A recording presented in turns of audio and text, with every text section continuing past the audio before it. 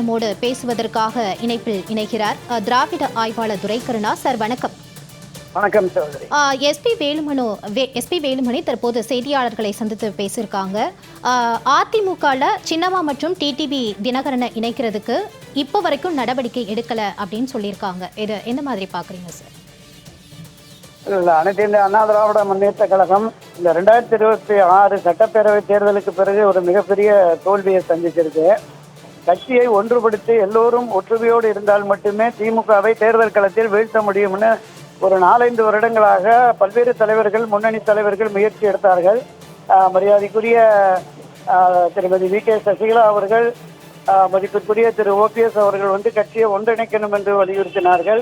2024 நாடாளுமன்ற தேர்தல் முடிந்த அந்த நேரத்தில் ஒரு மிகப்பெரிய சரிவு, பின்னடைவு, தோல்வி ஏற்பட்டிருக்கிறது. எனவே கட்சியை விலகி சென்றவர்கள், விலக்கி வைக்கப்பட்டவர்கள் அனைவரையுமே ஒன்று சேர்க்கணும். திரு OPS அவர்கள், திருமதி வி.கே. சசிகலா அவர்கள், திரு டிடிவி தினகரன் அவர்கள், இப்படி அண்ணா திராவிட முன்னேற்ற கழகத்திலிருந்து பிரிந்து செயல்படுகிற அனைவரையும் ஒன்று சேர்த்தால் மட்டுமே வெற்றி சாத்தியம் என்று சொல்லி வந்த நிலையில் திரு எடப்பாடி பழனிசாமி பிடிவாதமாக அதற்கு ஒப்புக்கொள்ளவில்லை. அதனுடைய விளைவுதான் 2026 தேர்தலில் மீண்டும் ஒரு படுதோல்வியை சந்தித்திருக்கிறோம். இந்த தோல்வியில் இருந்தாவது அவர் பாடம் கற்றுக்கொள்ள வேண்டும். இது தொடர்பாக ஆய்வு நடத்த வேண்டும். அவசர செயற்குழு பொதுக்குழுவை கூட்ட வேண்டும். தோல்விக்கான காரணங்களை ஆராய வேண்டும் என்று மூத்த முன்னோடிகள், கிட்டத்தட்ட கட்சியினுடைய துணை பொதுச் செயலாளர் நத்தம் விஸ்வநாதன் அவர்கள், தலைமை செயலாளர் எஸ்பி வேலுமணி அவர்கள், அமைப்பு செயலாளர்களான சி.வி. சண்முகம் உள்ளிட்ட கிட்டத்தட்ட 25 பேர் எடப்பாடி பழனிசாமிக்கு எதிராக போர்க்கொடி தூக்கியும் இன்னும் எடப்பாடி பழனிசாமி அவர் தன்னுடைய நிலைப்பாட்டிலிருந்து இறங்கி வராமல் கட்சி நலனுக்காக பேசுகிற எல்லோரையும் கட்சி பொறுப்புகளிலிருந்து நீக்குகிறார், கட்சியின் அடிப்படை பொறுப்புகளிலிருந்து நீக்குகிறார். இந்த ஒரு சர்வாதிகார போக்கு தொடர்வதால் கட்சி மேலும் மேலும் பின்னடைவை சந்தித்திருக்கிறது என்பதுதான் இப்போது எஸ் வேலுமணி உட்பட, சி.வி. சண்முகம் உட்பட, நத்தம் விஸ்வநாதன் உட்பட மூத்த தலைவர்களின் கருத்தாக இருக்கிறது.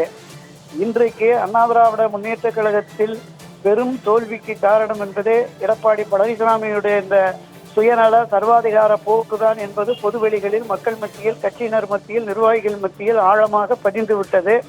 அதனால் தான் கட்சி கிட்டத்தட்ட தென் மாவட்டங்களில் 2 மாவட்டம் 100க்கும் மேற்பட்ட சட்டமன்ற தொகுதிகளில் பெரும் தோல்வியை சந்தித்திருக்கிறது. திரு டிடிவி தினகரன், திருமதி வி.கே. சசிகலா ஆகியோர் இணைந்தால் நிச்சயமா கட்சி ஒரு வலுவான இயக்கமாக மீண்டும் கட்டமையும், அதன் மூலம் வெற்றியை பெறலாம் என்று சொல்லுகிறார்கள். ஆனால் எடப்பாடி பழனிசாமி அவர்கள் இந்த பிடிவாத தன்மையோடு தான் இன்னும் செயல்படுகிறார். இதன் விளைவாக இனி எந்த மாதிரியான நிலைப்பாட்டிற்கு அதிமுக வரும் என்பது நமக்கு கேள்விக்குறியாக இருக்கிறது.